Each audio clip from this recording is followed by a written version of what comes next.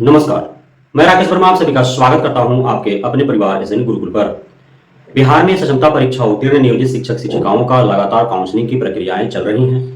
Counselling की प्रक्रियाओं में लगातार तमाम तरह के दुविधाएं उत्पन्न हो रही हैं, तमाम तरह के समस्याएं उत्पन्न हो रही है। कई विभिन्न आधारों पर शिक्षक शिक्षिकाओं को होल्ड किया जा रहा है, उनको सस्पेंस में रखा जा रहा है, जिसे लेकर के शिक्षक शिक्षिकाओं में काफी नाराजगी है। कुछ ऐसे ऐसे बिंदु भी हैं जिन्हें लेकर के जो काउंसलर हैं वे उन्हें सस्पेंस में डाल दे रहे हैं, उन्हें होल्ड कर दे रहे हैं, जबकि उन बिंदुओं को लेकर के कोई स्पष्ट दिशा निर्देश शिक्षा विभाग के द्वारा नहीं दिए गए हैं।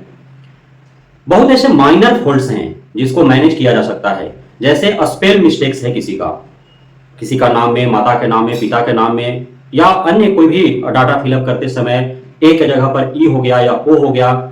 इस प्रकार से कहीं ना कहीं स्पेल मिस्टेक्स है या स्पेल छूट गया है, या फिर स्पेस मिस्टेक्स है। राजकुमार कहीं पे एक साथ है तो कहीं पे राज और कुमार के बीच में स्पेस है। तो इतने माइनर फॉल्ट्स की वजह से भी जो काउंसलर हैं वे उन्हें सस्पेंस में डाल दे रहे हैं, उनका काउंसलिंग होल्ड कर दे रहे हैं, जबकि शिक्षक शिक्षिकाओं के पास उनका उस बिंदु को लेकर के, उस खामियों को लेकर के एफिडेविट है ऑलरेडी। और अभी जो एफिडेविट उनके पास है वो नोटरी का नहीं है, बल्कि मजिस्ट्रेट लेवल का उनके पास एफिडेविट है। बावजूद इसके उनको सस्पेंस में रखा जा रहा है, उनको होल्ड कर दिया जा रहा है, जो कतई भी न्याय संगत नहीं है। इसे लेकर के शिक्षक शिक्षिकाओं के जो संघ संगठन है, उनके नेतृत्व करता है, वे भी शिक्षा विभाग से यह अनुरोध किए हैं कि इस हेतु वे स्पष्ट गाइडलाइन जारी करें और काउंसलरों को दिशा निर्देश दे या स्पेल मिस्टेक्स की वजह से या फिर स्पेस होने की वजह से या स्पेस न होने की वजह से जो होल्ड किया जा रहा है, सस्पेंस में रखा जा रहा है, उसे वेरीफाइड किया जाए। दूसरा जो समस्या है वह छठे चरण से बहाल शिक्षक शिक्षिकाओं को लेकर के। छठे चरण में जब बहाली प्रक्रिया चल रही थी, नियुक्ति प्रक्रिया चल रही थी, उस समय प्राथमिक शिक्षा निदेशक के तौर पर थे रंजीत कुमार सिंह। और उस समय जब भर्ती प्रक्रिया चल रही थी तो 6 to 8 में खास करके, क्योंकि 6 to 8 में जो भर्तियां होती है उसमें सीटेट पेपर 2 या फिर राज्य स्तरीय जो बीटेट वगैरह होता है उसका पेपर 2 के आधार पर होता है। अब उसमें हुआ यूं है कि अब बहुत लोगों को जानकारी तो है नहीं कि हमको जो भाषा सिलेक्ट करना है सीटेट पेपर 2 के तौर में, जो उसमें 2 लैंग्वेज होता है, एक प्रथम लैंग्वेज में आप क्या लेना चाहते हैं, द्वितीय लैंग्वेज में आप क्या लेना चाहते हैं। अब उसमें जो 6 to 8 में कोई हिंदी का टीचर बनता है, कोई इंग्लिश का बनता है, कोई संस्कृत का बनता है, कोई उर्दू का बनता है, कोई अन्य भाषाओं का बनता है। अब उसमें यह था कि आप जिस भी भाषा का शिक्षक बनना चाहते हैं तो ग्रेजुएशन तो आपका हर हाल में उससे होना ही चाहिए, साथ ही आपका सीटेट पेपर 2 जो है उसमें जो भाषा आप चुनेंगे उसमें से भाषा 1 या 2 के रूप में वो भाषा आपका होना चाहिए। तो इस प्रकार के नियम थे। लेकिन अब काफी समस्याएं जब उत्पन्न होने लगी तो प्राथमिक शिक्षा निदेशक रंजीत कुमार सिंह ने उस शर्त को शिथिल कर दिया था, बजाते एक पत्र जारी करके कि लोगों को ज्ञान था नहीं और सभी ने पात्रता हासिल कर लिया है पूर्व में ही। अब उनका जब ग्रेजुएशन है ही उस विषय से जिस विषय से वो शिक्षक बनना चाहते हैं तो फिर उनको बनने दिया जाए। उनका जो पात्रता परीक्षा में यदि वे भाषा 1 या 2 के रूप में जिस भाषा का वो शिक्षक बनना चाह रहे हैं, यदि उसमें वो नहीं किए हैं, वो सीटेट उत्तीर्ण नहीं है, तो सीटेट तो उत्तीर्ण है ना, उन्होंने पात्रता हासिल की है।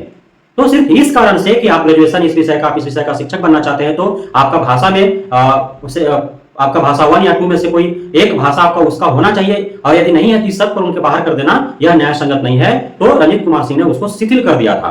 और उसके बाद छठे चरण में जो भी इस आधार पर छट रहे थे उनका सभी का नियोजन हो गया।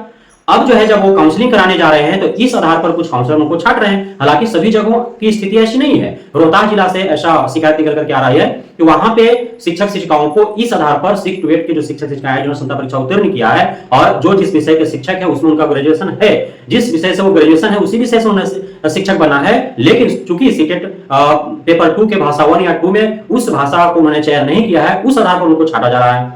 तो यह भी एक बहुत बड़ा गंभीर मामला है, क्योंकि पूरे बिहार भर में 38 जिला में 38 जगह पर काउंसलिंग चल रहे हैं, तो प्रत्येक जगहों पर लिया जा रहा है। सिर्फ रोहतास में ऐसा क्यों किया जा रहा है या छिटपुट तरीके से इस प्रकार से क्यों उनको छाटा जा रहा है, जबकि बजाते उनके पास पत्र है, लेटर है रंजीत कुमार सिंह के नाम से, उन्होंने इस शर्त को शिथिल कर दिया था। और उसके उपरांत ही छठे चरण में जब छाटे जा रहे थे, उसके उपरांत जब समस्या उत्पन्न हुई थी तब रंजीत कुमार सिंह ने उसको शिथिल किया था। उसके बाद सबको लिया गया था। तो जब नियोजन इकाइयों के द्वारा उसको लिया गया, प्राथमिक शिक्षा निदेशक ने जब पत्र जारी करके उसको शिथिल किया, तो फिर अब नियोजन के अब उनको काउंसलिंग में क्यों छाटा जा रहा है, यह सबसे बड़ी समस्या है। अब तीसरा जो है यूपी वालों के साथ क्या समस्या है, तो यूपी वाले भी बिहार में शिक्षक बने हैं, वो नियोजन इकाइयों के द्वारा भी बने थे, क्योंकि उस समय भी डोमिसाइल लागू नहीं था।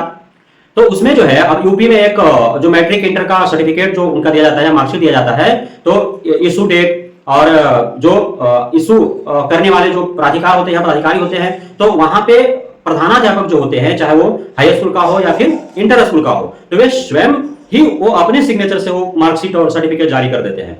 यह वहां का रूल है। अब बिहार के अलग रूल है। बिहार में मार्कशीट हो या सर्टिफिकेट हो, वो डायरेक्ट बोर्ड से आता है, बोर्ड से इशू डेट प्रिंटेड होता है, बोर्ड के जो भी उस समय का चेयरपर्सन होते हैं उनका हस्ताक्षर होते हैं, मुहर होता है और प्रिंटेड होता है। फिर स्कूल से आप लेते जाते समय जो है वहां प्रिंसिपल का हस्ताक्षर, मोहर, वहां डेट वगैरह सारा चीज होते हैं। लेकिन वहां पे क्या है, इससे अलग है। अब यहाँ के बिहार के काउंसलरों को पता ही नहीं है, उनको लग रहा है कि यार हेडमास्टर एक कैसे अंक पत्र और प्रमाण पत्र आपको इशू कर दिया, इशू डेट उसका हैंडराइटिंग में है, एक ऐसे है तो फर्जी हो गया, तो इस आधार पर उनको छांटे जा रहे हैं। तो ये सारे कई बिंदु हैं जिस पर उनको नहीं छांटे जाने चाहिए।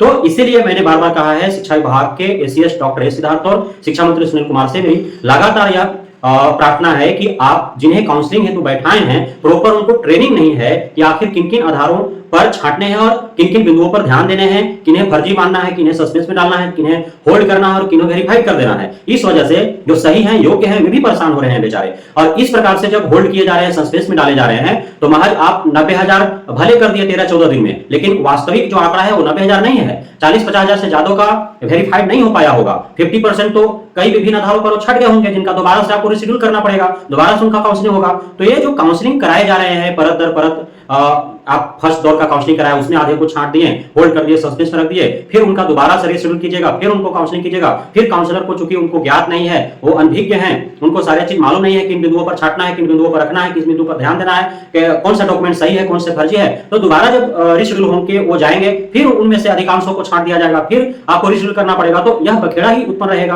कभी इस समस्या का निदान नहीं हो पाएगा। तो आप एक हफ्ता के लिए इस काउंसिल को ब्रेक करें और जिनका त्रुटिपूर्ण है, चाहे वो आवेदन करते समय या किसी डॉक्यूमेंट्स उनको रीअपलोड करना है, कोई डाटा में सुधार करना है, इस हेतु आप उनको अवसर भी प्रदान कर दें, ताकि वो पोर्टल पर जाकर के अपना यूजर आईडी पासवर्ड से लॉगिन करके और वे अपना जो भी भूल है उसको सुधार दें, जो डॉक्यूमेंट्स उनको अपलोड करना है अपलोड कर ले। और उस बीच आप जो है एक हफ्ता का पूर्णतः सभी काउंसलरों का ट्रेनिंग दे प्रॉपर वे में, ताकि जो भी काउंसलिंग कराने हेतु जाए शिक्षक शिक्षिकाएं जो योग्य है, सही है, उनको फालतू में जो है परेशान न होना पड़े। बहुत बहुत धन्यवाद आप सभी साथियों का हमारे साथ जुड़े रहने के लिए, बने रहने के लिए, मित्रता प्यार देने के लिए, हम पे भरोसा बनाए रखने के लिए।